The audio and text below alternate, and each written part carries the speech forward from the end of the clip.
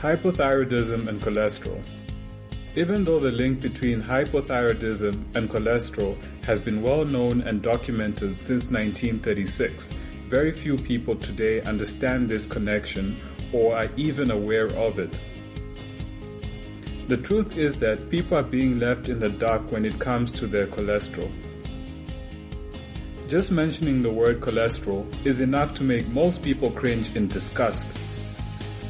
But have you ever thought about why we have cholesterol in the first place? Cholesterol happens to be the precursor to every vital protective hormone that your body produces. Without it, you would not be able to produce these protective hormones and you would die. It's as simple as that. So, cholesterol is not quite as bad as you may think. Your body needs cholesterol, vitamin A, and active T3 thyroid hormone to produce the multitude of protective hormones that play an integral role in preventing and overcoming hypothyroidism. Some of these protective hormones include pregnenolone, progesterone, DHEA, and testosterone. Your body needs active T3 thyroid hormone to use cholesterol. If you're hypothyroid and therefore lack active T3 thyroid hormone, then your body simply cannot use cholesterol to make the hormones it needs. As a result of your body not being able to use cholesterol, it naturally rises. The bottom line is that cholesterol is nothing more than a sign and symptom of hypothyroidism. Just because a study may show that people with elevated cholesterol have a higher risk of heart disease, it does not imply that cholesterol is the cause of heart disease. As you have seen how hypothyroidism is the underlying cause of high cholesterol, it's sufficient to say that hypothyroidism is also the true underlying cause of heart disease. High cholesterol is nothing more than a symptom of the real problem. Using cholesterol-lowering drugs or even suppressing your cholesterol through diet does not solve the underlying problem of hypothyroidism.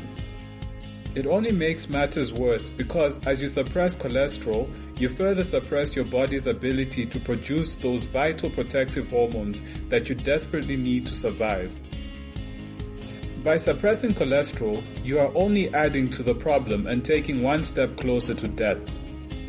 This is why so many men at high risk of heart disease suffer from low testosterone and many associated symptoms including fatigue and low energy, loss of libido, erectile dysfunction, excessive muscle wasting, and inability to handle stress. It is also why so many women at high risk of heart disease suffer from low progesterone and many associated symptoms including fatigue and low energy, weight gain, osteoporosis, breast cancer, and depression. Between the extremely high prevalence of hypothyroidism and extremely high use of statin drugs and other cholesterol-lowering medications, it is no wonder that today we're seeing more and more cases of hypothyroidism being misdiagnosed and mistreated. Before putting your faith in any drug, it is important to also look at the potential side effects. In most cases, using a drug to avoid one health problem only exposes you to an increased risk of developing a number of other health problems. Statin drugs in particular have been linked to an increased risk of progressive muscle disease, diabetes, liver damage, digestive problems, immunological disorders, memory loss, and Lou Gehrig's disease. Maybe you're a betting person and you're willing to take the risk of developing any of these other health issues, and you truly believe that cholesterol-lowering drugs are saving your life. Maybe you're of the mindset that whatever doesn't kill you makes you stronger. Perhaps you still believe that the lower your cholesterol, the better. Here are some research findings that will change your mind. Low cholesterol is also associated with death due to both cancer and suicide.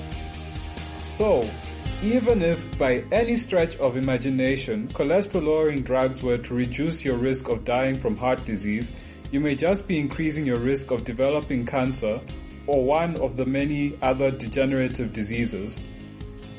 If modern medicine would place a little more focus on understanding hypothyroidism and the underlying cause of the disease instead of trying to merely treat these various symptoms, we might start seeing some major improvements in our health and healthcare system. Endocrinologist and thyroid expert Dr. Broda Barnes said it perfectly when she stated that if you suffer from hypothyroidism and you don't die early from infectious disease, then you'll die a little later from cancer or heart disease. So, you need to take action now. If your cholesterol is high, test for hypothyroidism before starting any treatment. If you have hypothyroidism-related cholesterol, a good guide to help you recover from it is the Hypothyroidism Revolution. Check it out now.